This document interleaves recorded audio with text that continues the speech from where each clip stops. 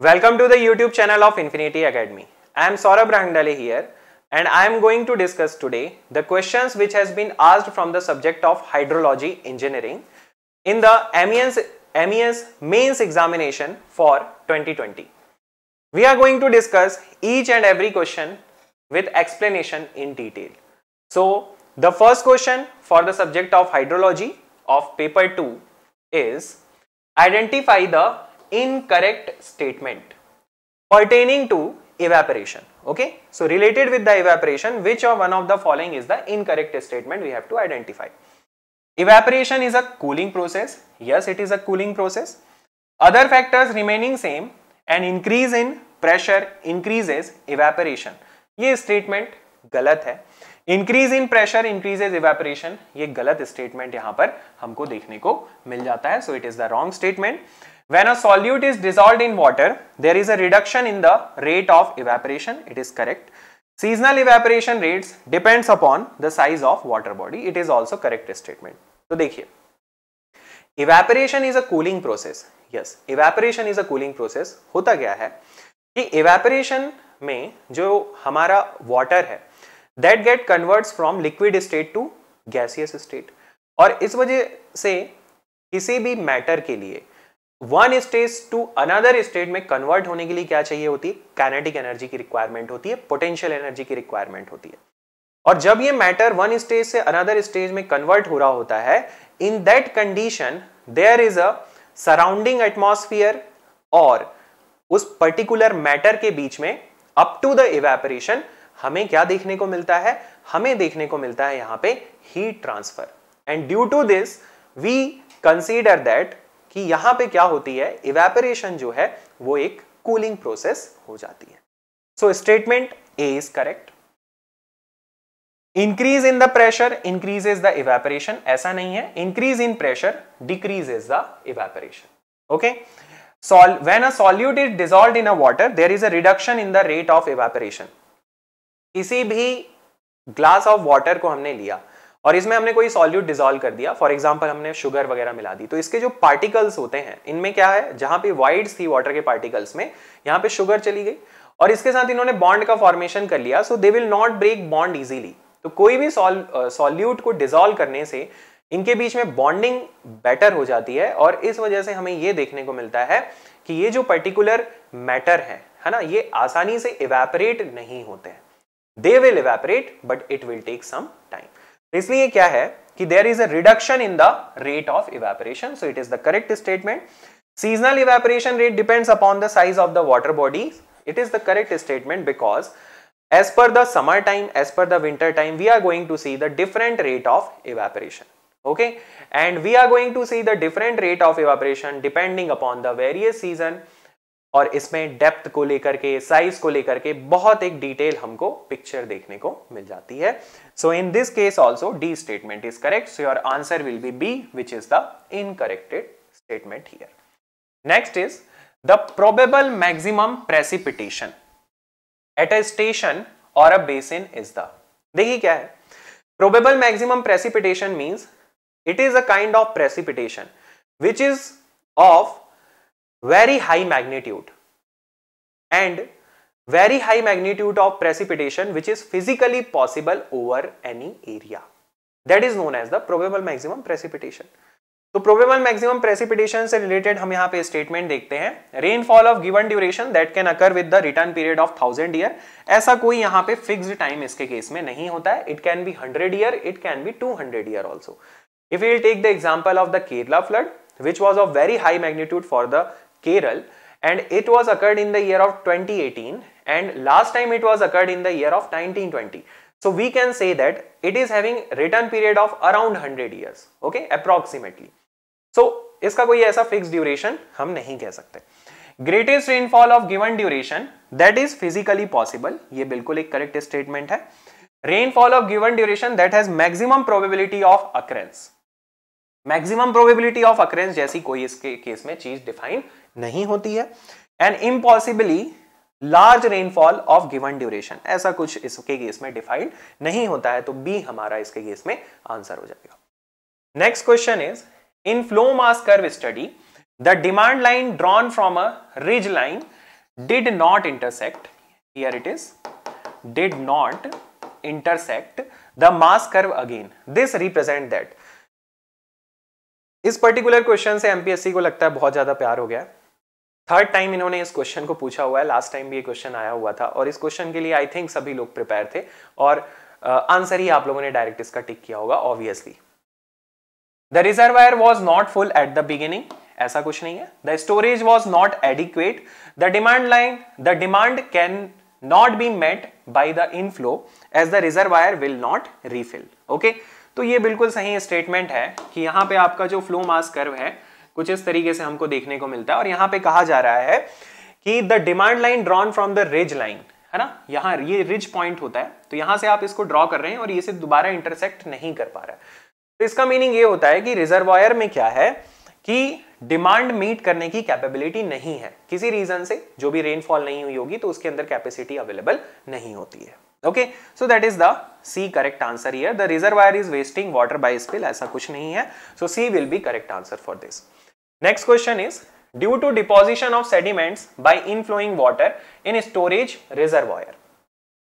In storage reservoir, only the dead storage capacity decreases with time. Only the live storage capacity decreases with time. Both dead storage and live storage capacity decreases with time.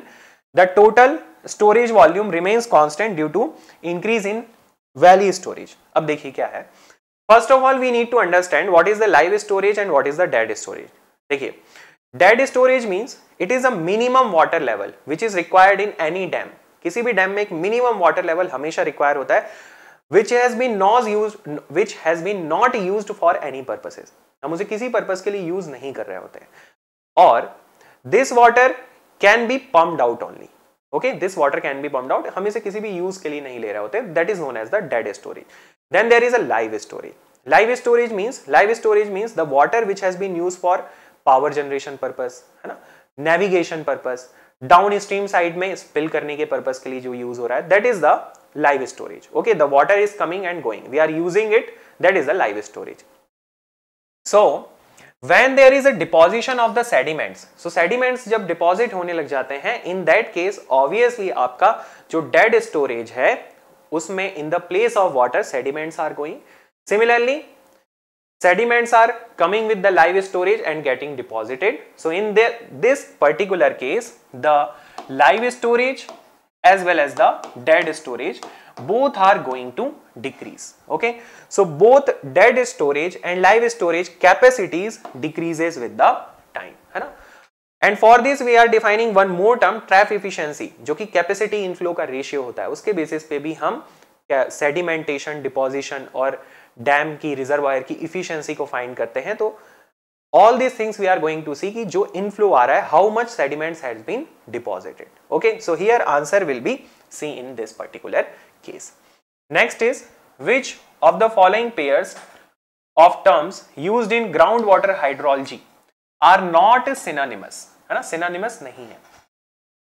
Permeability and hydraulic conductivity, तो you all are aware about it कि जो permeability होती that is the capability of water to penetrate into the soil surface और inside the soil. Okay, तो ये permeability होती है और इसे हम हाइड्रोलिक कंडक्टिविटी भी कहते हैं. So it is synonymous. Storage coefficient and storativity, देखिए storage coefficient and storativity it is the term used for the confined aquifer in the case of ground water hydrology. Okay, जहां पे इसके volume के decrement में हम इस particular term को use कर रहे होते हैं, that is storage coefficient and storativity. Then actual velocity of flow and discharge velocity. तो देखिए, actual velocity of flow and discharge velocity are not same. We know that Darcy law, V is equals to K into I. It is the discharge velocity here, and we know there is a actual velocity, and relationship between discharge velocity and actual velocity is Vs is equals to V by N, where Vs is the actual velocity. Okay, Vs हमारी actual velocity हो जाती है. N is nothing but the porosity, and porosity is always having value less than 1. So Vs is greater always when we are comparing it with the V. So these are not the synonymous term, है ना, ये दोनों अलग अलग चीजें हैं। तो answer तो आपका ये हो जाएगा water table aquifer and unconfined aquifer. तो अनकन्फाइंड एक्वीफर क्या है, यहां पर ये रॉक होती है, कोई भी सॉलिड फॉर्मेशन, और यहां पे पूरा सॉइल है, and here we are finding the ground water, ground level, और यहां कहीं पे हमारा ग्राउंड वाटर टेबल जो है एग्जिस्ट करेगा। And when you are extracting water from here, discharge क्यों आप इसे एक्सट्रैक्ट कर रहे होंगे, then it is known as the unconfined aquifer which has been confined only from the one side. Okay, so इसे हम वाटर टेबल एक्वीफर या unconfined aquifer भी कहते हैं। तो ये भी आपका करेक्ट हो जाएगा। तो C will be answer here as per the given question. Next is rain gauge station X did not function for a part of month during which a storm occurred. The storm produced rainfall of 84, 70 and 96 mm at 3 surrounding stations A, B and C respectively. The normal annual rainfall at station X, A, B and C are respectively 770, 770, 770, 770 mm. Estimate the missing rainfall at station X. Okay, this question is very easy. It will take time when you will read the question. Okay, but here one thing is there कि हमें जब average precipitation निकालना होता है तो हमारे पास 2 methods होती हैं। एक तो नॉर्मल हमारे पास क्या है, arithmetic average method, and another method is the normal ratio method. अब हमें ये देखना होता है कि जो हमारा नॉर्मल प्रेसिपिटेशन है, which is the data of the last 30 years, उसमें वेरिएशन कितना है। If the variation is more than 10%, तब हम नॉर्मल रेशियो लगाते हैं, और if the variation is less than 10%, then we are going to apply the arithmetic average method. But here what happens that all the normal precipitation is same, so we can apply easily the method of arithmetic average method. तो simple हमें क्या करना है, 84 plus 70 plus 96 divided by 3 simply. So we are going to find out the missing stormfall rainfall station, है ना। तो rainfall station जो कि near by located है, vicinity पे है, तो इसका आंसर आ जाता है that is 83.33 mm. So answer will be A here. You have to remember the concept behind it. Next, if the total runoff is 1600 meter cube per second, drainage basin area is 104 kilometer square, time interval is 2 hours, then the depth of direct runoff is, okay, तो direct runoff की depth हमें find करनी है। तो देखिए total runoff कितना है, that is 1600 meter cube per second. For how much time interval it is occurring? It is occurring for 2 hours. So we have to convert hours into the second. So simply it is 60 into 60 हम इसे कर देंगे, divided by the area. तो area से हम इसे divide कर देंगे. So we are going to find out the depth. Area is given in kilometer square. So it will be multiplied by 10 raised to power 6. So we are going to get area in the meter square. So it is in meter cube per second. We have converted it into the second and we have converted it into the meter. So you can get the depth from here in terms of meter, and when you are going to convert it in the terms of centimeter, then you are going to get answer as 11.07 centimeters. Okay, so answer here will be B for you. Next is the surface joining the static water levels in several wells penetrating a confined aquifer presents. देखिए क्या है कि यहां पे कहा क्या है, the surface joining the static water levels in several wells. Okay, बहुत सारी वेल्स हैं और उन वेल्स में इनका जो स्टैटिक वाटर लेवल है उसको ज्वाइन करने वाली जो लाइन है. Okay, in the case of confined aquifer what does it represent? It represent the पीजोमेट्रिक surface of the aquifer. ठीक है, तो एक्वीफर का पीजोमेट्रिक सरफेस को रिप्रेजेंट कर रहा होता है. Water table surface it is not going to represent. Capillary fringe not at all in this case, and cone of depression is quite a different thing which has been mentioned here. Now next question is a triangular DRH, direct runoff hydrograph, which is made for the effective rainfall only, or effective rainfall is the rainfall which gives us the runoff. Due to a storm has a time base of 80 hours and a peak flow of 50 meter cube per second occurring at 20 hours from the start. Okay, if the catchment area is 144 kilometer square, the rainfall excess in the storm was. यहां पे हमें rainfall excess के बारे में पूछा गया है, and rainfall excess is the effective rainfall. So as per the given data एक ट्रायंगुलर DRH है, तो ट्रायंगुलर DRH कुछ इस तरीके से देखने को मिल रहा है, जिसका टाइम बेस कितना है 80 आवर्स का टाइम बेस है, and peak flow is what 50 metre cube per second. तो इसका हम हाइड्रोग्राफ ड्रॉ करते हैं which is the discharge versus time का ग्राफ होता है।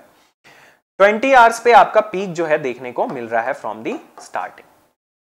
If the catchment area is 144 kilometre square, okay 144 kilometre square catchment area है, तो इफेक्टिव रेनफॉल की डेप्थ हमें फाइंड करनी है।